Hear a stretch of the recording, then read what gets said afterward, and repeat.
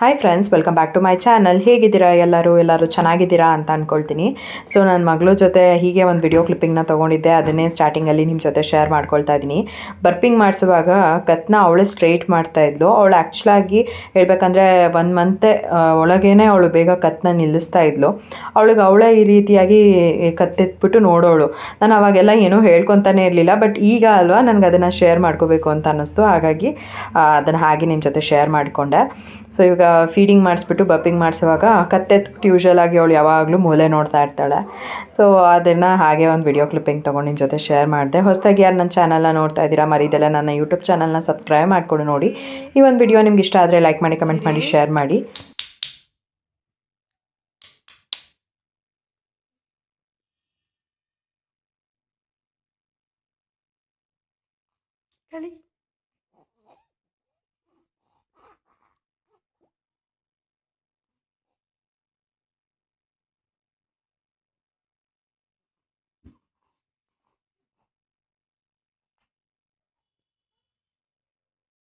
ಪಾಪು ಮತ್ತು ಅಪ್ಪು ಇಬ್ಬರು ಕೂಡ ಮಲ್ಕೊಂಡಿದ್ರು. ಇವತ್ತು ಆ್ಯಕ್ಚುಲಾಗಿ ಅಮ್ಮನ ಮನೆಯಿಂದ ಒಂದು ಸ್ವಲ್ಪ ಬೇಗನೆ ಬಂದಿದ್ದೆ, ವಿಡಿಯೋ ಹಾಕಬೇಕಾಗಿತ್ತು ಅಂತ ಅಂದ್ಬಿಟ್ಟು. ನಾನು ಮೊಬೈಲಲ್ಲಿ ವಿಡಿಯೋ ಮಾಡ್ಕೊಳ್ಳೋದು ಜೊತೆಗೆ ಕ್ಯಾಮ್ರಾನಲ್ಲಿ ಕೂಡ ಒಂದಷ್ಟು ವಿಡಿಯೋನೆಲ್ಲ ಮಾಡ್ಕೊಂಡಿರ್ತೀನಿ. ಯೂಶ್ವಲಾಗಿ ಕ್ಯಾಮ್ರಾನಲ್ಲಿ ವಿಡಿಯೋ ಮಾಡಿದಾಗ ನಾವು ಮೊಬೈಲ್ ಡೇಟಾದಲ್ಲಿ ವಿಡಿಯೋಸ್ನ ಅಪ್ಲೋಡ್ ಮಾಡೋದಕ್ಕಾಗಲ್ಲ. ಅದು ಒಂದು ಮೇನ್ ರೀಸನ್. ನಾನು ವೈಫೈ ಹಾಕ್ಸಿದ್ದೀನಲ್ಲ ನಮ್ಮ ಮನೆಯಲ್ಲಿ, ಸೊ ಇಲ್ಲೇ ಬರ್ತೀನಿ, ಬೇಗನೆ ಆಗೋಗ್ಬಿಡುತ್ತೆ. ಮೊಬೈಲ್ ಡೇಟಾದಲ್ಲಿ ಕಂಪೇರ್ ಮಾಡಿದ್ರೆ ವೈಫೈಯಲ್ಲಿ ವಿಡಿಯೋ ಬೇಗ ಅಪ್ಲೋಡ್ ಮಾಡ್ಬೋದು ಅನ್ನೋ ಕಾರಣಕ್ಕೆ ನಾನು ವಿಡಿಯೋಸ್ ಎಲ್ಲ ಹಾಕೋದಕ್ಕೆ ಅಮ್ಮನ ಮನೆಯಿಂದ ನಮ್ಮ ಮನೆಗೆ ಬಂದು ಹಾಕ್ತೀನಿ. ಇವತ್ತು ನನ್ನ ತಮ್ಮನ ಜೊತೆ ನಾನು ನಮ್ಮ ಮನೆಗೆ ಬಂದೆ. ಇವತ್ತು ಒಂದು ಸ್ವಲ್ಪ ಬ್ಯಾಂಕಲ್ಲಿ ಕೆಲಸನೂ ಕೂಡ ಇತ್ತು. ಅದು ಕೂಡ ಒಂದು ಮೇನ್ ರೀಸನ್ ನಾನು ಅಮ್ಮನ ಮನೆಗೆ ಹೋಗೋದಕ್ಕೆ. ಸೊ ಪಾಪುನ ಅಮ್ಮನ ಮನೆಯಲ್ಲಿ ಬಿಟ್ಬಿಟ್ಟು ನಾನು ಬ್ಯಾಂಕ್ ಕೆಲಸ ಏನಿತ್ತು ಅದನ್ನು ಮುಗಿಸ್ಕೊಂಡು ಬಂದೆ. ಆ್ಯಕ್ಚುಲಾಗಿ ನಾನು ಈ ನಡುವೆ ಡೆಬಿಟ್ ಕಾರ್ಡ್ ಅದೆಲ್ಲ ಏನೂ ಜಾಸ್ತಿ ಯೂಸೇ ಮಾಡ್ತಾ ಇರಲಿಲ್ಲ. ಸೊ ನನ್ನ ಡೆಬಿಟ್ ಕಾರ್ಡ್ ಎಕ್ಸ್ಪೈರಿ ಆಗೋಗ್ಬಿಟ್ಟಿತ್ತು. ನಾನು ಅದನ್ನು ನೋಡಿಕೊಂಡು ಕೂಡ ಇರಲಿಲ್ಲ. ಆಮೇಲೆ ಮೊಬೈಲ್ ಕೂಡ ಸ್ವಲ್ಪ ಚೇಂಜ್ ಮಾಡಿದೆ ಅಲ್ವಾ, ಆವಾಗ ಮೊಬೈಲ್ ಬ್ಯಾಂಕಿಂಗ್ನ ನಾನು ನನ್ನ ಮೊಬೈಲಲ್ಲಿ ಹಾಕ್ಕೊಳ್ಳೋದಕ್ಕಾಗಿರಲಿಲ್ಲ. ಆವಾಗ ನನಗೆ ಡೆಬಿಟ್ ಕಾರ್ಡಿಂದ ಆ್ಯಕ್ಟಿವೇಶನ್ ಮಾಡ್ಕೋಬೇಕು, ಇಲ್ಲ ಅಂತಂದರೆ ಆಧಾರ್ ಕಾರ್ಡಿಂದ ಮಾಡ್ಕೋಬೇಕು ಅಂತ ಬಂತು. ಒಂದು ಆಧಾರ್ ಕಾರ್ಡು ಬಂದು ನಮ್ಮ ಅಪ್ಪನ ನಂಬರ್ಗೆ ಲಿಂಕ್ ಆಗಿತ್ತು ನಂದು. ಆಮೇಲೆ ನನ್ನ ಡೆಬಿಟ್ ಕಾರ್ಡ್ ಎಕ್ಸ್ಪೈರಿ ಆಗೋಗ್ಬಿಟ್ಟಿತ್ತು. ಇನ್ನೊಂದು ಆ್ಯಕ್ಟಿವೇಶನ್ ಕೋಡ್ ಅಂತ ಇತ್ತು. ಸೊ ಆ್ಯಕ್ಟಿವೇಶನ್ ಕೋಡೇ ತೊಗೊಳ್ಳೋಣ ಅಂತ ಅಂದ್ಬಿಟ್ಟು ಬ್ಯಾಂಕ್ ಹತ್ರ ಹೋಗಿದ್ದಾಯಿತು. ಸೊ ಆ ಒಂದು ಕೆಲಸನ ಮುಗಿಸ್ಕೊಂಡು ಬಂದೆ. ಇನ್ನು ವಿಡಿಯೋ ಕೂಡ ಎಡಿಟ್ ಮಾಡಿ ಇಟ್ಕೊಂಡಿದ್ದೆ, ಬಟ್ ಅಪ್ಲೋಡ್ ಮಾಡೋದಕ್ಕಾಗಿರಲಿಲ್ಲ ಅಂತ ಅಂದ್ಬಿಟ್ಟು ಮನೆಗೆ ಬಂದು ವಿಡಿಯೋನೂ ಕೂಡ ಅಪ್ಲೋಡ್ ಮಾಡಿದೆ. ಇನ್ನು ಅಪ್ಪು ಮತ್ತು ಸಿರಿ ಇಬ್ಬರೂ ಕೂಡ ಮಲಗಿಸ್ಕೊಂಡು ನಾನು ಕೂಡ ಒಂದು ಅರ್ಧ ಮುಕ್ಕಾಲು ಗಂಟೆ ನಿದ್ದೆ ಮಾಡಿದೆ. ನನ್ನ ಮಗಳು ಅಂತೂ ನಾನು ಎದ್ದಿದ ತಕ್ಷಣ ಅವಳು ಕೂಡ ಎದ್ಬಿಡ್ತಾಳೆ. ಪಕ್ಕದಲ್ಲಿ ಮಲ್ಕೊಂಡಿದ್ರೆ ಸುಮಾರು 1 ಅವರ್ 2 ಅವರ್ ತನಕ ಆರಾಮಾಗಿ ಮಲ್ಕೊಂಡಿರ್ತಾಳೆ. ನಾನೇನಾದರೂ ಪಕ್ಕದಲ್ಲಿ ಇಲ್ಲ ಅಂತಂದರೆ ಒಂದು ಅರ್ಧ ಗಂಟೆ ಅಷ್ಟೇನೆ. ನಾನು ಎದ್ದು ಹೊರಗಡೆ ಬಾಲ್ಕನಿನಲ್ಲಿ ಬಟ್ಟೆಗಳೆಲ್ಲ ಒಣಗಾಕಿದ್ದೆ, ಅದನ್ನೆಲ್ಲ ತೊಗೊಂಡು ಬಂದು ಮಡಚಿ ಎತ್ತಿಟ್ಟು ಈ ಕಡೆ ರೂಮಲ್ಲಿ ಬರೋ ಅಷ್ಟೊತ್ತಿಗೆ ಸಿರಿ ಆಗಲೇ ಎದ್ದಿದ್ಲು. ಸರಿ ಅವಳನ್ನ ಮಾತಾಡಿಸ್ಕೊಂಡು ಹೀಗೆ ಒಂದು ವಿಡಿಯೋ ಕ್ಲಿಪ್ಪಿಂಗ್ ಮಾಡ್ಕೊಂಡಿದ್ದೆ. ಬಟ್ ಅದು ನೋಡಿದ್ರೆ ವಾಯ್ಸ್ ರೆಕಾರ್ಡೇ ಆಗಿಲ್ಲ, ಜಸ್ಟ್ ವಿಡಿಯೋ ಕ್ಲಿಪ್ಪಿಂಗ್ ಮಾತ್ರ ರೆಕಾರ್ಡ್ ಆಗಿದೆ ಅಷ್ಟೇನೆ. ಸರಿ ಅಂತ ಅಂದ್ಬಿಟ್ಟು ನಾನೇ ವಾಯ್ಸ್ ಓವರ್ ಕೊಡ್ತಾಯಿದ್ದೀನಿ. ಇನ್ನು ಇವತ್ತಿನ ದಿನ ಏನೋ ಒಂಥರ ತುಂಬ ಖುಷಿ ಆಗ್ತಾಯಿತ್ತು ಅಂತಲೇ ಹೇಳ್ಬೋದು. ಯಾಕೆ ಅಂತ ಅಂದರೆ ನಾಳೆ ನನಗೆ ಒಂಥರ ಸ್ಪೆಷಲ್ ಡೇ ಅಂತ ಹೇಳ್ಬೋದು. ತುಂಬ ದಿನದಿಂದ ವೆಯ್ಟ್ ಮಾಡಿ ಫೈನಲಿ ಆ ದಿನ ಬಂದೇ ಬಿಡ್ತು ಅಂತ ಅನ್ನಿಸ್ತಿದೆ. ಸೊ ಅದನ್ನು ಏನು ಅನ್ನೋದು ಕೂಡ ನಿಮ್ಮ ಜೊತೆ ಶೇರ್ ಮಾಡ್ಕೊಳ್ತೀನಿ ಖಂಡಿತವಾಗ್ಲೂ. ಸೊ ಬನ್ನಿ, ಈಗ ಸಂಜೆಯಿಂದ ಹಾಗೆ ವ್ಲಾಗ್ನ ಸ್ಟಾರ್ಟ್ ಮಾಡಿದೆ, ಹೀಗೆ ಕಂಟಿನ್ಯೂ ಮಾಡ್ತೀನಿ. ಇನ್ನು ಜೀವನ್ ಇವತ್ತು ಆಫೀಸಿಂದ ಬರೋದು ಸ್ವಲ್ಪ ಲೇಟ್ ಆಗುತ್ತೆ ಅಂತ ಕೂಡ ಕಾಲ್ ಮಾಡಿ ಹೇಳಿದ್ರು. ಯೂಶ್ವಲಾಗಿ ಅವರು ಏನಾದ್ರು ಲೇಟ್ ಆಗೋದಿದ್ರೆ ಫೋನ್ ಮಾಡಿಬಿಟ್ಟು ಹೇಳಿಬಿಡ್ತಾರೆ, ಸೊ ಒಂದು ಸ್ವಲ್ಪ ಲೇಟ್ ಆಗುತ್ತೆ ಬರೋದು ಅಂತ. ಸೊ ಹಾಗಾಗಿ ನಾನು ಕೂಡ ನಂದೇನಿದೆ ಮೇಲ್ಗಡೆ ಕೆಲಸಗಳು ಎಲ್ಲನೂ ಮುಗಿಸ್ಕೊಂಡು ಕೆಳಗಡೆ ಬಂದೆ. ಅಷ್ಟೊತ್ತಿಗೆ ಜೀವನ್ ಕೂಡ ಬಂದರು. ಸೊ ಜೀವನ್ ಬಂದಾಗ ಇಬ್ಬರು ಕೂಡ ಒಟ್ಟಿಗೆ ಕೂತ್ಕೊಂಡು ಕಾಫಿ ಮಾಡಿಕೊಂಡು ಇವಾಗ ಕುಡಿತಾ ಇದ್ದೀವಿ. ಸೊ ಜೀವನ್ ಕೂಡ ಅಷ್ಟೇ ಆಫೀಸಲ್ಲಿ ಏನಾದರೂ ನಡೆದಿರೋದೆಲ್ಲ ಶೇರ್ ಮಾಡ್ಕೊಳ್ತಾರೆ. ಮತ್ತು ಕೆಲವೊಂದಷ್ಟು ಮೂಮೆಂಟ್ಸ್ ಎಲ್ಲ ಅವರು ಹೇಳೋವಾಗ ಅಲ್ವಾ ನನಗೂ ಕೂಡ ತುಂಬ ಖುಷಿ ಆಗುತ್ತೆ. ಮತ್ತು ನಾನು ಇವತ್ತು ಬೆಳಗ್ಗೆ ಏನೆಲ್ಲ ಆಯಿತು ಅದನ್ನು ಕೂಡ ನಾನು ಜೀವನ ಹತ್ರ ಶೇರ್ ಮಾಡ್ಕೊಳ್ತಿರ್ತೀನಿ. ಫೋನ್ ಮಾಡ್ತಿರ್ತಾರೆ ಮಧ್ಯದಲ್ಲಿ. ಒಂದೊಂದು ಸಲ ಫೋನ್ ಏನಾದರೂ ಮಾಡಿಲ್ಲ ಅಂತ ಅಂದರೆ ಆಫೀಸಿಂದ, ಆವಾಗ ನಾನು ಮನೆಗೆ ಬರ್ತಾರಲ್ಲ ಆವಾಗ ಎಲ್ಲ ಏನೇನಿರುತ್ತೆ ಎಲ್ಲನೂ ಶೇರ್ ಮಾಡ್ಕೊಂಬಿಡ್ತೀನಿ. ಸೊ ಅವ್ರ ಹತ್ರ ಎಲ್ಲನೂ ಹೇಳ್ಕೊಂಡಾಗ ನನಗೊಂಥರ ಏನೋ ಖುಷಿ ಅಂತ ಅನಿಸುತ್ತೆ. ಜೊತೆಗೆ ಎಲ್ಲನೂ ಹೇಳ್ಕೊಂಡಿದ್ದೀನಲ್ಲ ಅನ್ನೋದು ಒಂದು ಸಮಾಧಾನ ಕೂಡ ಇರುತ್ತೆ. ಇದೊಂಥರ ನಂಗೆ ರೂಟೀನೇ ಆಗೋಗ್ಬಿಟ್ಟಿದೆ. ಸೊ ಜೀವನ್ ಕೂಡ ಹೀಗೆ ಅವ್ರ ಆಫೀಸ್ ಬಗ್ಗೆ ಎಲ್ಲ ಹೇಳ್ಕೊಂಡು ಇದ್ದರು. ಆಮೇಲೆ ಹೀಗೆ ಕಾಫಿ ಕುಡಿತಾ ಮಾತಾಡ್ತಾ ಇದ್ವಿ. ಆಮೇಲೆ ನಾಳೆ ದಿನ ಏನು ಪ್ಲ್ಯಾನ್ಸ್ ಇದೆ ಅಲ್ವಾ ಅದ್ರ ಬಗ್ಗೆಲೆಲ್ಲ ಮಾತಾಡ್ತಾ ಇದ್ವಿ.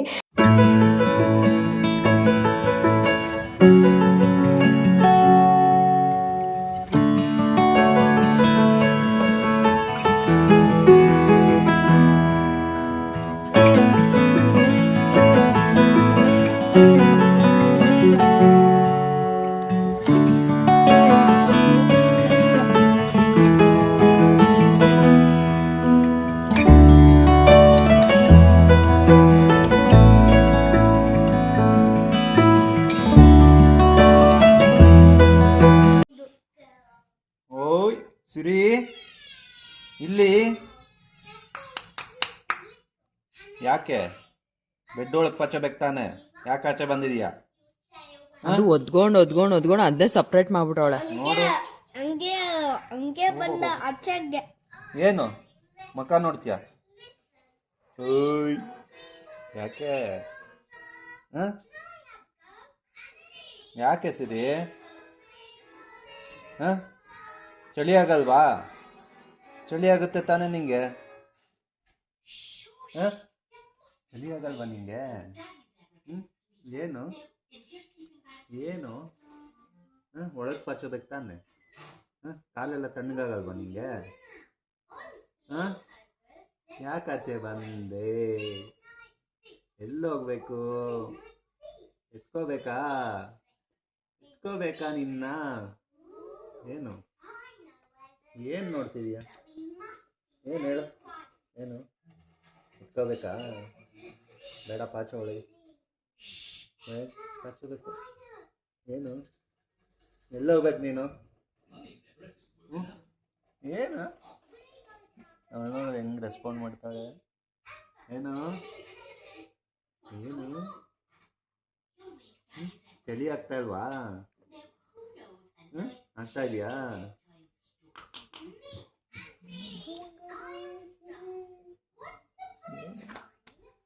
ಏನೇನು ಇನ್ನೂ ಅಡುಗೆ ಕೂಡ ಮಾಡಬೇಕಾಗಿತ್ತು. ಸೊ ಹಾಗಾಗಿ ಇವಾಗ ಚಿಕನ್ನ ತರಿಸಿದ್ವಿ. ಬಿರಿಯಾನಿ ಮಾಡಿಬಿಡೋಣ ಅಂತ ಅಂದ್ಬಿಟ್ಟು ಮಾಡ್ಕೋತಾ ಇದ್ದೆ. ಮತ್ತು ನನಗೆ ಒಂದು ಸ್ವಲ್ಪ ಮನೆಗೆ ಗ್ರಾಸರೀಸ್ ಎಲ್ಲ ಬೇಕಾಗಿತ್ತು. ಏನೆಲ್ಲ ಬೇಕೋ ಅದನ್ನೆಲ್ಲನೂ ಕೂಡ ಜೆಪ್ಟೋನಲ್ಲೇ ಆರ್ಡರ್ ಮಾಡಿ ತರಿಸ್ಕೊಂಡ್ಬಿಟ್ಟಿದ್ದೆ. ಇವಾಗ ಡಿಮಾರ್ಟ್ಗೆಲ್ಲ ಹೋಗೋದಕ್ಕಾಗಲ್ಲ, ಪಾಪನ ಒಬ್ಬಳನ್ನೇ ಬಿಟ್ಟು. ಈಗ ಸದ್ಯಕ್ಕೆ ಪಾಪನ ಬಿಟ್ಟು ಹೋಗ್ತಾ ಇರೋದು ಅಂತ ಅಂದರೆ ಇವತ್ತು ಮತ್ತು ನಿನ್ನೆ ಒಂದು ಸ್ವಲ್ಪ ನನಗೆ ಬ್ಯಾಂಕ್ ಕೆಲಸ ಮತ್ತು ಬ್ಯಾಂಗ್ಳೂರ್ವರೆಗೆಲ್ಲ ಹೋಗಬೇಕಾಗಿತ್ತು. ಸೊ ಹಾಗಾಗಿ ಅದೇ ಫಸ್ಟ್ ನಾನು ಹೋಗಿರೋದು ಪಾಪನ ಬಿಟ್ಬಿಟ್ಟು. ಇನ್ನು ಎಲ್ಲೂ ಕೂಡ ಹೋಗೇ ಇಲ್ಲ. ಸೊ ಅದು ಕೂಡ ಒಂಥರ ನನಗೆ ತುಂಬ ನೆಸಸರಿ ಇತ್ತಲ್ಲ ಅಂತ ಅಂದ್ಬಿಟ್ಟು ಹೋಗಿ ಅದೆಲ್ಲ ಏನಿದೆ ಕೆಲಸಗಳನ್ನ ಮಾಡಿ ಮುಗಿಸ್ಕೊಂಡು ಬಂದಿದ್ದಾಯಿತು. ಸೊ ಇನ್ನು ಗ್ರಾಸರೀಸ್ ಎಲ್ಲ ಬೇಕು ಅಂತ ಅಂದರೆ ನಾನು ಜೆಪ್ಟೋನಲ್ಲೇ ಆರ್ಡರ್ ಮಾಡ್ಕೊಂಡ್ಬಿಡ್ತೀನಿ. ಅಲ್ಲಿಂದನೇ ಈಸಿಯಾಗಿ ಮನೆಗೆ ತಂದುಕೊಡ್ತಾರಲ್ವ. ಮತ್ತು ಎಂತಕ್ಕೆ ನಾವು ಹೋಗಿ ಕಷ್ಟಪಟ್ಕೊಂಡು ಅಲ್ಲೆಲ್ಲ ಸುತ್ತಾಡ್ಕೊಂಡು ತೊಗೊಂಬರೋದು. ಜೊತೆಗೆ ಇವಾಗ ಡಿಮಾರ್ಟ್ಗೆಲ್ಲ ಹೋಗ್ಬಿಟ್ರೆ ಅಲ್ಲ, ನಾವು ಒಂದನ್ನು ತೊಗೊಂಬರೋದು ಬಿಟ್ಬಿಟ್ಟು ಅದ್ರ ಜೊತೆಗೆ ಇನ್ನೊಂದು ಏನಾದ್ರು ತೊಗೊಬಂದಿರ್ತೀವಿ. ಸೊ ಸುಮ್ಮನೆ ಅದು ಒಂಥರ ಟೈಮ್ ವೇಸ್ಟು ಮತ್ತು ಮನಿ ವೇಸ್ಟ್ ಅಂತಲೂ ಕೂಡ ಹೇಳ್ಬೋದು. ಯಾವತ್ತಾದರೂ ಒಂದಿನ ಏನಾದರೂ ಸುಮ್ಮನೆ ಟೈಮ್ ಪಾಸ್ಗೆ ಅಂತ ಹೋಗಬೇಕಂದ್ರೆ ಇವಾಗ ಡಿಮಾರ್ಟ್ಗೆ ಹೋಗೋದು ನಾನು. ಇಲ್ಲ ಅಂತಂದರೆ ತುಂಬ ಕಡಿಮೆನೇ ಹೋಗೋದು. ಏನಾದ್ರು ಬೇಕಂತಂದರೆ ಜೆಪ್ಟೋನಲ್ಲೇ ಆರ್ಡರ್ ಮಾಡಿ ತರಿಸ್ಕೊಂಡ್ಬಿಡ್ತೀನಿ. ಇಲ್ಲಾಂದರೆ ಬ್ಲಿಂಕಿಟ್ ಯೂಸ್ ಮಾಡ್ತೀನಿ. ಈ ರೀತಿಯಾಗಿ ಇವಾಗ ಚಿಕನ್ ಕೂಡ ತರಿಸ್ಕೊಂಡಿದ್ದೆ. ಅದಕ್ಕೆ ಬೇಗನೆ ಚಿಕನ್ ಬಿರಿಯಾನಿ ಮಾಡ್ತಾಯಿದ್ದೀನಿ. ಇನ್ನು ಪಾಪನೂ ಕೂಡ ನಿದ್ದೆ ಮಾಡ್ತಾಯಿದ್ಲು. ಅವಳು ಎದ್ದೇಳೋ ಅಷ್ಟೊತ್ತಿಗೆ ನಾನು ನನ್ನ ಅಡುಗೆ ಕೆಲಸಗಳನ್ನೆಲ್ಲ ಮಾಡಿ ಮುಗಿಸ್ಕೊಂಡ್ಬಿಡ್ತೀನಿ. ಮತ್ತು ಪಂಪ್ಕಿನ್ ಸೀಡ್ಸ್ನ ಕೂಡ ತರಿಸಿದ್ದೆ. ಸೊ ಅದನ್ನೆಲ್ಲ ನಾನು ಹುರಿದ್ಬಿಟ್ಟು ಎತ್ತಿಟ್ಕೊತೀನಿ. ನನಗೇನಾದರೂ ತಿನ್ನಬೇಕು ಅಂತ ಅನ್ನಿಸ್ತಾ ಇರುತ್ತೆ ಅಲ್ವಾ. ಇವಾಗ ಮನೆಯಲ್ಲಿ ಫ್ರೂಟ್ಸ್ ಎಲ್ಲ ಇದ್ದಾಗಲೂ ಅದೇ ತಿಂದು ಬೇಜಾರಾಗ್ತಿರುತ್ತೆ ಅಂತ ಅಂದರೆ ಪಂಪ್ಕಿನ್ ಸೀಡ್ಸ್ನ ಹುರಿದಿಟ್ಕೊಂಡಿರ್ತೀನಿ, ಅದನ್ನೇ ತಿಂತೀನಿ. ನನಗೆ ಹಸಿದು ತಿನ್ನೋಕ್ಕೇನೋ ಅದಷ್ಟು ಇಷ್ಟ ಆಗೋದಿಲ್ಲ. ಹುರಿದ್ಬಿಟ್ಟು ಇಟ್ಕೊಂಡ್ರೆ ಅದು ತಿನ್ನೋದಕ್ಕೂ ಕೂಡ ಚೆನ್ನಾಗಿರುತ್ತೆ. ಜೊತೆಗೆ ಈ ಕಾಫಿ ಜೊತೆ ಎಲ್ಲ ಅದನ್ನು ಸ್ನ್ಯಾಕ್ಸ್ ಥರನೂ ಕೂಡ ತಿನ್ಕೊಬೋದು, ಚೆನ್ನಾಗಿರುತ್ತೆ ಅಂತ. ಯೂಶ್ವಲಾಗಿ ನಾನು ಪಂಪ್ಕಿನ್ ಸೀಡ್ಸ್ನ ತರಿಸ್ಕೊಂಡು ಈ ರೀತಿಯಾಗಿ ಅದನ್ನು ಡ್ರೈ ಫ್ರೈ ಮಾಡಿ ಇಟ್ಕೊಳ್ತೀನಿ. ಸೊ ಹಾಗೆ ಒಂದು ವಿಡಿಯೋ ಕ್ಲಿಪ್ಪಿಂಗ್ನ ಕೂಡ ತಗೊಂಡೆ.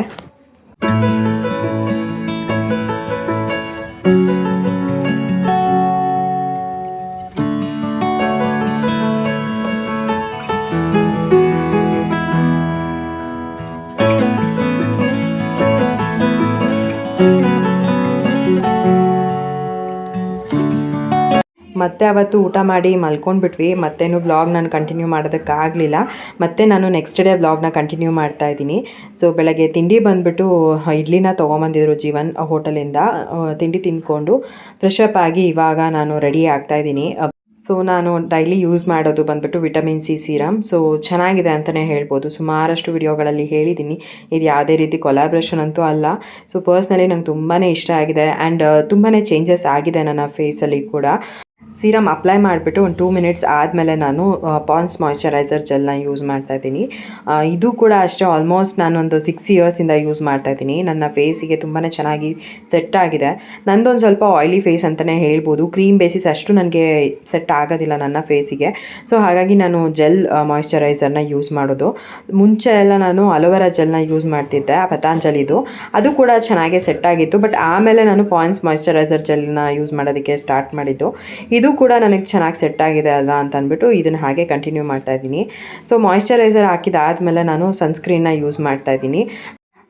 ಡಾಕ್ ಅವರ ಸನ್ಸ್ಕ್ರೀನ್ನ ಯೂಸ್ ಮಾಡ್ತಾ ಇದ್ದೀನಿ. ಇದು ಕೂಡ ಚೆನ್ನಾಗಿದೆ. ಇದನ್ನು ನಾನು 2 ಸರಿ ಅಪ್ಲೈ ಮಾಡ್ಕೊಳ್ತೀನಿ. ಮತ್ತು ನೆಕ್ಗೆ ಕೂಡ ಅಪ್ಲೈ ಮಾಡೋದು ತುಂಬಾ ಇಂಪಾರ್ಟೆಂಟ್. ಸೊ ಈಗ ಸ್ಕಿನ್ ಪ್ಯಾಂಪರಿಂಗ್ ಎಲ್ಲ ಮಾಡಿದಾಯಿತು. ಇವಾಗ ಹೇರ್ ಸಿರಮ್ನ ಅಪ್ಲೈ ಮಾಡ್ಕೊಳ್ತಾ ಇದ್ದೀನಿ. ನಾನು ಇಷ್ಟೇ ಯಾವಾಗಲೂ ಯೂಸ್ ಮಾಡೋ ಅಂಥದ್ದು ಕ್ರೀಮ್ಸು ಮತ್ತು ಸನ್ಸ್ಕ್ರೀನ್ ಇಷ್ಟೇ ಯೂಸ್ ಮಾಡೋದು. ಮತ್ತು ನನಗೆ ತುಂಬಾ ಚೆನ್ನಾಗಿ ಸೆಟ್ ಕೂಡ ಆಗಿದೆ. ಮತ್ತು ಈಗ ಐಬ್ರೋಸ್ ಫಿಲ್ ಮಾಡಿ ಒಂದು ಲಿಪ್ಸ್ಟಿಕ್ ಹಾಕ್ಕೊಂಡು ಬೊಟ್ಟಿಟ್ಕೊಂಡ್ರೆ ನನ್ನ ಮೇಕಪ್ ಕಂಪ್ಲೀಟ್ ಆಯಿತು. ಪ್ರತಿದಿನ ನಾನು ನನ್ನ ಮೇಕಪ್ ಇದೇ ರೀತಿಯೇ ಮಾಡ್ಕೊಳ್ಳೋದು ಸಿಂಪಲ್ಲಾಗಿ. ಅದೊಂಥರ ನನಗೆ ಸೆಟ್ ಕೂಡ ಆಗಿದೆ ಫಸ್ಟಿಂದನೂ. ನನ್ನ ಸ್ಕಿನ್ ಕೂಡ ತುಂಬಾ ಚೇಂಜಸ್ ಆಗಿದೆ ಅಂತಲೂ ಹೇಳ್ಬೋದು ಮುಂಚೆ.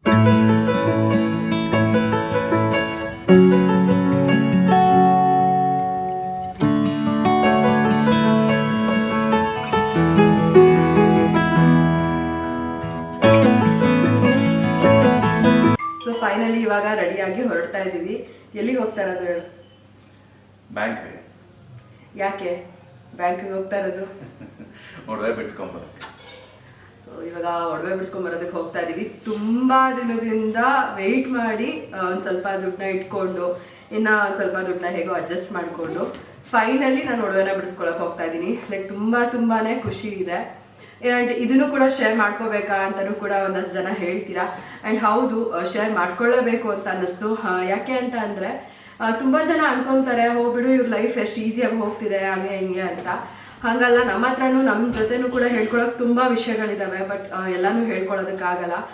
ತುಂಬ ದಿನದಿಂದ ಅನ್ಕೊಂಡು ಫೈನಲಿ ಇವತ್ತು ನಾನು ಒಡವೆಗಳನ್ನ ಬಿಡಿಸ್ಕೊತಾ ಇದ್ದೀನಿ. ಆಲ್ಮೋಸ್ಟ್ ಎಲ್ಲನೂ ಕೂಡ ಬಿಡಿಸ್ಕೊಂಡಿದೆ ಅಂತ ಅಂದ್ಕೊಂಡಿದ್ರು ಒಂದಷ್ಟು ಜನ. ಇಲ್ಲ, ಒಂದಷ್ಟು ಒಡವೆಗಳೆಲ್ಲ ಬ್ಯಾಂಕಲ್ಲೇ ಇನ್ನೂ ಪ್ಲೆಜ್ ಮಾಡೇ ಇದ್ವಿ. ಆ್ಯಂಡ್ ಫೈನಲಿ ಇವತ್ತು ಬಿಡಿಸ್ಕೊತಾ ಇದ್ದೀವಿ. ಇನ್ನು ಯಾವತ್ತೂ ಕೂಡ ನಾನು ಒಡವೆನ ಪ್ಲೆಜ್ ಮಾಡೋ ಥರ ಆಗೋದು ಬೇಡ, ಯಾವತ್ತೂ ಬೇಡ. ಕಷ್ಟ ಎಲ್ರಿಗೂ ಇರುತ್ತೆ, ಬಟ್ ಅದನ್ನು ಸಾಲ್ವ್ ಮಾಡ್ಕೊಳ್ಳೋ ಶಕ್ತಿ ದೇವ್ರು ನಮಗೆ ಕೊಟ್ಟರೆ ಸಾಕು. ಒಡವೆ ಅಂತೂ ಇಡೋದು ಬೇಡ. ನಾನು ಪರ್ಸ್ನಲಿ ಒಡವೆ ಅಡ ಇಡೋದು ಇದೆಲ್ಲ ಇಷ್ಟನೇ ಇಲ್ಲ. ನಮ್ಮ ಮನೆಗೋಸ್ಕರ ನಾವು ಇಟ್ಟಿದ್ವಿ ಕಂಪ್ಲೀಟ್ ಮಾಡ್ಕೊಳ್ಳೋದಕ್ಕೆ. ಆ್ಯಂಡ್ ಫೈನಲಿ ಇವತ್ತು ಬಿಡಿಸ್ಕೊಳಕ್ಕೆ ಹೋಗ್ತಾ ಇದ್ದೀವಲ್ಲ, ಅದು ಒಂಥರ ಖುಷಿ. ಆಲ್ಮೋಸ್ಟ್ 1 year 2 months ಆದಮೇಲೆ ಹೋಗ್ತಾ ಇರೋದು ಒಡವೆ ಬಿಡಿಸ್ಕೊಳಕ್ಕೆ. ಹೆಂಗಿದೆ ನಿನಗೇನು ಅನ್ನಿಸ್ತಿದೆ? ನನಗೂ ಖುಷಿ ಆಗ್ತಿದೆ. ಹಂಗಲ್ಲ, ಇದು ಹೇಳು, ಬ್ಯಾಂಕ್ ಫ್ರಾಡ್ ಎಲ್ಲ ಆಗ್ತಿತ್ತು, ಅದು ಭಯ ಇತ್ತು. ಸೊ ಇನ್ನೊಂದೇನು ಅಂತಂದರೆ, ನಾನು ಪ್ಲೆಜ್ ಮಾಡಿರೋದು ಬಂದು ಕೆನರಾ ಬ್ಯಾಂಕಲ್ಲಿ. ನನಗೆ ಅದೊಂದು ತುಂಬಾ ಭಯ ಇತ್ತು. ಯಾಕೆ ಅಂತ ಅಂದರೆ ಮೇಯ್ನ್ ಆಗಿ ಅಲ್ವಾ ಕೆನರಾ ಬ್ಯಾಂಕಲ್ಲಿ ಇವಾಗ ಮೈಸೂರಲ್ಲಿ ಎಷ್ಟೆಲ್ಲ ಫ್ರಾಡ್ ಆಗ್ತಾ ಇತ್ತು, ಅದೆಲ್ಲ ನೋಡಿ ಅಲ್ವಾ ನಂಗೆ ತುಂಬಾ ಭಯ ಆಗೋಗ್ಬಿಟ್ಟಿತ್ತು. ಅಯ್ಯೋ ಏನಪ್ಪ ಹಿಂಗೆ ಹೇಳ್ತಿದ್ದಾರೆ ಅಂತ. ಆ ಟೈಮಲ್ಲಿ ನಮ್ಮ ಹತ್ರನೂ ಕೂಡ ದುಡ್ಡಿರಲಿಲ್ಲ ಅಡ್ಜಸ್ಟ್ ಮಾಡ್ಕೊಂಡು ಬಿಡಿಸ್ಕೊಳ್ಳೋಣ ಅನ್ನೋದಕ್ಕೆ. ಈಗೀಗ ಗೋಲ್ಡ್ ಸಿಚುಯೇಷನಲ್ಲಿ ಅಲ್ವಾ, ಅಂದರೆ ತುಂಬಾ ಪ್ರೈಸ್ ಜಾಸ್ತಿ ಆಗ್ತಿದೆ. ಅದರಲ್ಲಿ ಕಂಪೇರ್ ಮಾಡಿಕೊಂಡ್ರೆ 1 ಗ್ರಾಮ್ ಕೂಡ ತುಂಬಾ ಇಂಪಾರ್ಟೆಂಟ್. ನಾವು ಪ್ಲೆಜ್ ಮಾಡಿದಾಗ ಬಂದ್ಬಿಟ್ಟು ಅವ್ರು ನಮ್ಮ ಒಡವೆನ ಜಸ್ಟ್ ಒಂದು 4000ಗೇನೋ ಅಲ್ವಾ ಇಟ್ಕೊಂಡಿದ್ದು, 4000 ರೂಪಾಯಿಗೆ ಇಟ್ಕೊಂಡಿದ್ದು. ಬಟ್ ಅಲ್ಲಿಂದ ಇಲ್ಲಿವರೆಗೂ ಅಲ್ವಾ ತುಂಬ ವೇರಿಯೇಷನ್ ಆಗೋಯ್ತು ಗೋಲ್ಡಲ್ಲಿ. ಅದರಲ್ಲೂ ಈ ರೀತಿ ಫ್ರಾಡ್ ಎಲ್ಲ ಮಾಡ್ತಿದ್ದಾರೆ ಅಂದಾಗಂತೂ ಇದ್ದಿದ್ದು ಭಯ ಆಗೋಗ್ಬಿಟ್ಟಿತ್ತು ನನಗೆ, ಹೇಗೋ ಏನೋ ಅಂತ ಅಂದ್ಬಿಟ್ಟು. ಆ್ಯಂಡ್ ಫೈನಲಿ ಇವಾಗ ಒಂಥರ ಖುಷಿ ಕೂಡ ಇದೆ, ಬಿಡಿಸ್ಕೊಳಕ್ಕೆ ಹೋಗ್ತಾ ಇದ್ದೀವಿ ಅಂತ. ಆಮೇಲೆ ಯಾವತ್ತೂ ಕೂಡ ಇಡೋದು ಬೇಡ. ಆಮೇಲೆ ಅಲ್ಲಿ ಏನೂ ಪ್ರಾಬ್ಲಮ್ ಇಲ್ಲದಂತೆ ನಮ್ಮ ಒಡವೆ ಸೇಫಾಗಿರೋದು ಇಂಪಾರ್ಟೆಂಟ್. ನಾನು ಅದು ಕೂಡ ತುಂಬ ಚೆಕ್ ಮಾಡಿನೇ ತೊಗೊಳೋದು. ಯಾಕಂದರೆ ಫಸ್ಟ್ ಒಂದು ಸ್ವಲ್ಪ ಒಡವೆಗಳನ್ನ ಬಿಡಿಸ್ಕೊಂಡಿದ್ವಿ ನಾನು. ಆವಾಗಲೂ ಕೂಡ ಅಷ್ಟೇ ನಾನು ಕಂಪ್ಲೀಟಾಗೆಲ್ಲ ನೋಡೇ ಬಿಡಿಸ್ಕೊಂಡಿದ್ದೀನಿ ಅಂತ ಅನ್ಕೊತೀನಿ. ಅಂದರೆ ನಾನಾಗ ಜಸ್ಟ್ ಚೆಕ್ ಮಾಡಿರೋದೇನು ಅಂತ ಅಂದರೆ 916 ಹಾಲ್ಮಾರ್ಕೆ ನಾನು ಎಲ್ಲ ಗೋಲ್ಡು ತೊಗೊಂಡಿರೋದು. ಎಲ್ಲದರಲ್ಲೂ 916 ಹಾಲ್ಮಾರ್ಕ್ ಅಂತ ಇದೆಯಾ ಅನ್ನೋದು ನಾನು ನೋಡಿದ್ದು. ಬಟ್ ಆಮೇಲೆ ಈ ಥರ ಎಲ್ಲ ಫ್ರಾಡ್ ಆಗ್ತಿದೆ ಅಂತೆಲ್ಲ ನೋಡಿದಾಗ ನನ್ನ ನೆಕ್ಲೆಸ್ ಎಲ್ಲ ಕರೆಕ್ಟಾಗಿ ಲೆಂತ್ ಇದೆಯಾ, ಫಸ್ಟ್ ಯಾವ ಲೆಂತಿಗೆ ತೊಗೊಂಡಿದ್ದೆ ಅದೇ ಲೆಂತಲ್ಲಿ ಇದೆಯಾ ಅಂತ ತುಂಬ ಚೆಕ್ ಮಾಡಿದೆ. ಅದಾದಮೇಲೆ ಅಂದರೆ ಈ ಥರ ಫ್ರಾಡ್ ಎಲ್ಲ ಆಯಿತು ಅನ್ನೋದೆಲ್ಲ ಏನು ಬಂತಲ್ಲ ನ್ಯೂಸು. ಸೊ ಆ ಟೈಮಲ್ಲಿ ಎಲ್ಲ ಚೆಕ್ ಮಾಡ್ಕೊಂಡಿದ್ದೆ. ಸೊ ಈಗ ಫೈನಲಿ ಇರೋದು ಒಡವೆ ಏನಿದೆ ಬ್ಯಾಲೆನ್ಸ್ ಒಡವೆಗಳು ಅದನ್ನು ಕೂಡ ಬಿಡಿಸ್ಕೊಬರೋದಕ್ಕೆ ಅಂತ ಹೋಗ್ತಾ ಇದ್ದೀವಿ. ಸೊ ಹೇಗೋ ಖುಷಿ ಆಗ್ತಿದೆ. ಈಗ ಅಲ್ಲೋಗಿ ಬಿಡಿಸ್ಕೊಂಬಂದ್ಬಿಟ್ರಂತೂ ನನಗೆ ಏನೋ ಒಂಥರ ನಿರಾಳ ಅಂತ ಹೇಳ್ಬೋದು.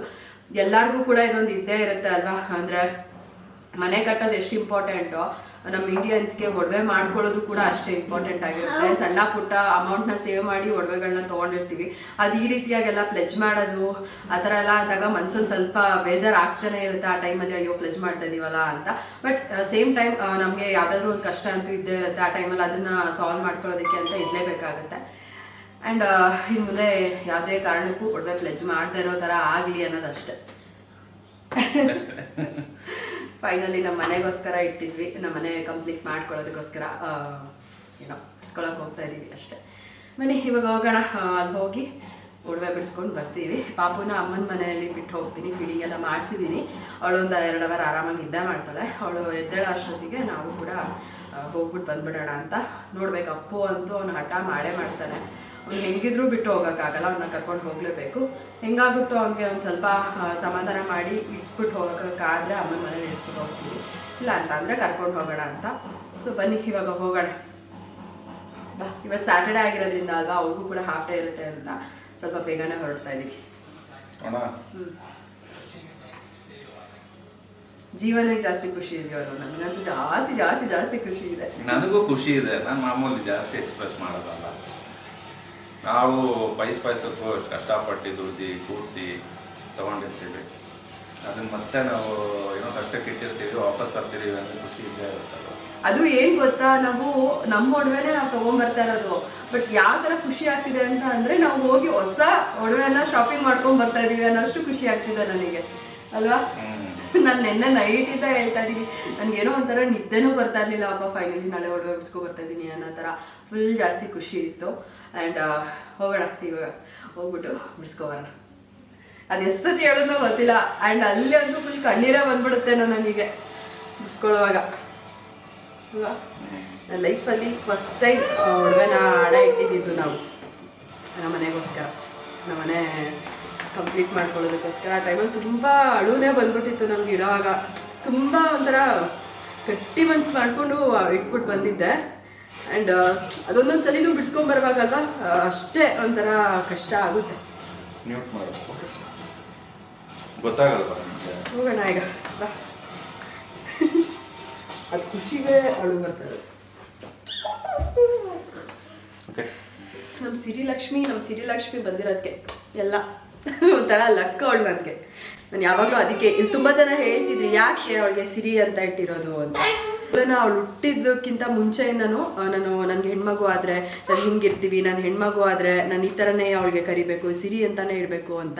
ಆ್ಯಕ್ಚುಲಾಗಿ ನನ್ನ ತಂಗಿ ಇದನ್ನು ಹೇಳಿದ್ದು, ಸಿರಿ ಅಂತ ಇಡೋಣ ಹೆಣ್ಮಗು ಆದರೆ ಅಂತ. ಅದೇ ಒಂದು ಮೇನ್ ರೀಸನ್ ನಾನು ಅವಳಿಗೆ ಸಿರಿ ಅಂತ ಇಡೋದಕ್ಕೆ. ಸಿರಿ ನನ್ನ ಮಗಳು ಸಿರಿಲಕ್ಷ್ಮಿ. ಸರಿ ಬನ್ನಿ ಇವಾಗ ಹೋಗೋಣ.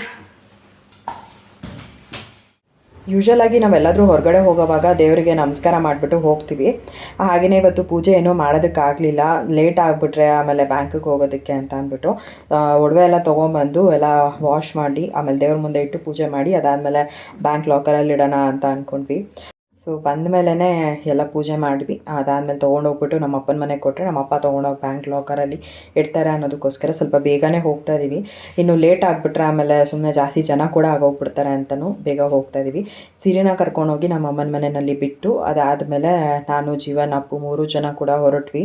ಸೊ ಅಲ್ಲಿ ಹೋಗೋವಾಗ ಒಂದು ಸ್ವಲ್ಪ ಪ್ರಾಬ್ಲಮ್ ಆಯಿತು. ಯಾಕೆ ಅಂತಂದರೆ ನಂದು ಒಂದು ಅಕೌಂಟಿಂದ ಇನ್ನೊಂದು ಅಕೌಂಟಿಗೆ ಬ್ಯಾಂಕ್ ಟ್ರಾನ್ಸ್ಫರ್ ಆಗ್ತಾನೆ ಇರಲಿಲ್ಲ. ಸ್ವಲ್ಪ ಅದೇನೋ ಪ್ರಾಬ್ಲಮ್ ಆಗಿಬಿಟ್ಟು ತುಂಬಾ ಹೋಲ್ಡ್ ಆಗಿಬಿಟ್ಟಿತ್ತು. ನಾವೇನು ಟ್ರಾನ್ಸ್ಫರ್ ಮಾಡಿದ್ದೀವಿ ಆ ಒಂದು ಅಮೌಂಟ್ ಏನಿದೆ ನಂದು ಮೇಯ್ನ್ ಕೆನರಾ ಬ್ಯಾಂಕ್ ಅಕೌಂಟಿಗೆ ಬರೋದಕ್ಕೆ ತುಂಬಾ ಟೈಮ್ ತೊಗೊಂತು. ಆಲ್ಮೋಸ್ಟ್ ಒಂದು ಹಾಫ್ ಆನ್ ಅವರೇ ಆಗೋಯಿತು. ಅದಾದಮೇಲೆ ನೋಡಿದ್ರೆ ಒಂದಷ್ಟು ಜನ ಬಂದುಬಿಟ್ಟಿದ್ರು ಆಲ್ರೆಡಿ. ಮತ್ತು ನಾವು ನಮ್ಮ ಕ್ಯೂ ಸಿಸ್ಟಮಲ್ಲಿ ಹೋಗಿ ನಮ್ಮ ಒಡವೆನ ಬಿಡಿಸ್ಕೊಂಡು ಮನೆಗೆ ಬರೋ ಅಷ್ಟೊತ್ತಿಗೆ ಆಲ್ಮೋಸ್ಟ್ ಒಂದು 2 ಅವರೇ ಆಗೋಗ್ಬಿಟ್ಟಿತ್ತು. ಸೊ ಪಾಪು ಕೂಡ ಅಷ್ಟೊತ್ತಿಗೆ ಕರೆಕ್ಟಾಗಿ ಎದ್ದು ಪಾಪ ನಮ್ಮಪ್ಪ ಮತ್ತು ನಮ್ಮಮ್ಮ ಇಬ್ಬರು ಕೂಡ ಪಾಪು ನೋಡ್ಕೊತಾಯಿದ್ರು. ಏನೂ ಅಳ್ತಿರ್ಲಿಲ್ಲ, ಅವಳು ಆರಾಮಾಗೇ ಆಟಾಡ್ಕೊಂಡಿದ್ಲು. ಅದಾದಮೇಲೆ ನಾನು ಹೋಗಿ ಫ್ರೆಶ್ ಅಪ್ ಆಗಿ ಪಾಪಕ್ಕೆ ಫೀಡಿಂಗ್ ಎಲ್ಲ ಮಾಡಿಸಿದ್ದಾಯಿತು. ಒಂದು ಸ್ವಲ್ಪ ಬ್ಯಾಂಕಲ್ಲಿ ಟ್ರಾನ್ಸ್ಫರ್ ಮಾಡ್ಕೊಳ್ಳೋದಕ್ಕೆ ದುಡ್ಡನ್ನು ಪ್ರಾಬ್ಲಮ್ ಆಯಿತೆ ಹೊರತು ಇಲ್ಲ ಇದ್ರೆ ಬೇಗನೆ ಬಂದುಬಿಡ್ತಾ ಇದ್ವಿ.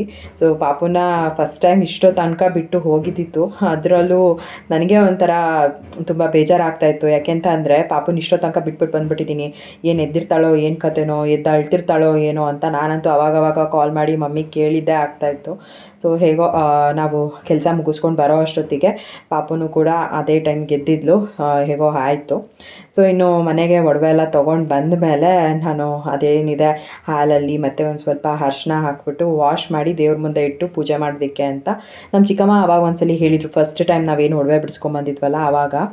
ಸೊ ಅದೇ ಥರನೇ ಈ ಸಲಿನೂ ಮಾಡಿಬಿಟ್ಟು ದೇವ್ರ ಮುಂದೆ ಇಟ್ಟು ಪೂಜೆ ಮಾಡಿ ಆಮೇಲೆ ತೊಗೊಂಡು ಹೋಗಿ ನಾನು ನಮ್ಮ ಅಪ್ಪನ ಮನೆಗೆ ಕೊಟ್ಟೆ. ಸೊ ಪಪ್ಪ ಅದನ್ನು ತೊಗೊಂಡೋಗಿ ಲಾಕರಲ್ಲಿ ಸೇಫಾಗಿಟ್ಟರು. ಒಂಥರ ಏನೋ ತುಂಬ ನೆಮ್ಮದಿ ಅಂತ ಅನ್ನಿಸ್ತು ಆ್ಯಂಡ್ ಖುಷಿ ಕೂಡ ಆಯಿತು. ನಮ್ಮ ಮನೆ ಕನ್ಸ್ಟ್ರಕ್ಷನ್ ಟೈಮಲ್ಲಿ ನಾನು ಒಡವೆಗಳನ್ನೆಲ್ಲ ತೊಗೊಂಡೋಗಿ ಪ್ಲೆಜ್ ಮಾಡಿದ್ದಿದ್ದು ಒಂದು ಹಾಫ್ ಏನಿದೆ ಅದನ್ನು ನಾನು 6 ಮಂತ್ಸಲ್ಲೇ ಬಿಡಿಸ್ಕೊಂಬಂದ್ಬಿಟ್ಟಿದ್ದೆ. ಇನ್ನೊಂದು ಹಾಫ್ ಏನಿದೆ ಅದಂತೂ ತುಂಬಾ ಟೈಮ್ ಆಯಿತು ನಾವು ಬಿಡಿಸ್ಕೊಳ್ಳೋದಕ್ಕೆ. ಆ್ಯಕ್ಚುಲಾಗಿ ಅವಾಗವಾಗ ದುಡ್ಡು ಇಟ್ಕೊಳ್ತಾ ಇದ್ವಿ, ಬಟ್ ಅದೇನೋ ಕೂಡ್ತಾನೆ ಇರಲಿಲ್ಲ ನಮಗೋಗಿ ಬಿಡಿಸ್ಕೊಂಬರೋದಕ್ಕೆ, ಹೆಂಗಾದರೂ ಖರ್ಚೇ ಆಗೋಗ್ಬಿಡ್ತಾಯಿತ್ತು. ಆ್ಯಂಡ್ ಫೈನಲಿ ಹೋಗಿ ಒಡವೆಗಳನ್ನೆಲ್ಲ ಬಿಡಿಸ್ಕೊಂಬಂದಲ್ಲ, ಅದು ಒಂಥರ ಖುಷಿ. ಇನ್ನು ಇವತ್ತಿನ ಈ ಒಂದು ವಿಡಿಯೋನ ನಾನು ಇಲ್ಲಿಗೆ ಎಂಡ್ ಮಾಡ್ತೀನಿ. ಇವತ್ತಿನ ಈ ಒಂದು ವಿಡಿಯೋ ನಿಮ್ಗೆ ಇಷ್ಟ ಆಗಿದ್ರೆ ಲೈಕ್ ಮಾಡಿ, ಕಮೆಂಟ್ ಮಾಡಿ, ಶೇರ್ ಮಾಡಿ. ಇನ್ನೂ ಯಾರು ನನ್ನ ಯೂಟ್ಯೂಬ್ ಚಾನಲ್ನ ಸಬ್ಸ್ಕ್ರೈಬ್ ಮಾಡ್ಕೊಳ್ದಲ್ಲೇ ನೋಡ್ತಾ ಇದ್ದೀರಾ, ದಯವಿಟ್ಟು ನನ್ನ ಯೂಟ್ಯೂಬ್ ಚಾನಲ್ನ ಸಬ್ಸ್ಕ್ರೈಬ್ ಮಾಡಿಕೊಂಡು ನೋಡಿ. ಸಿಗೋಣ ಮುಂದಿನ ವಿಡಿಯೋನಲ್ಲಿ. Thanks for watching. ಬಾಯ್.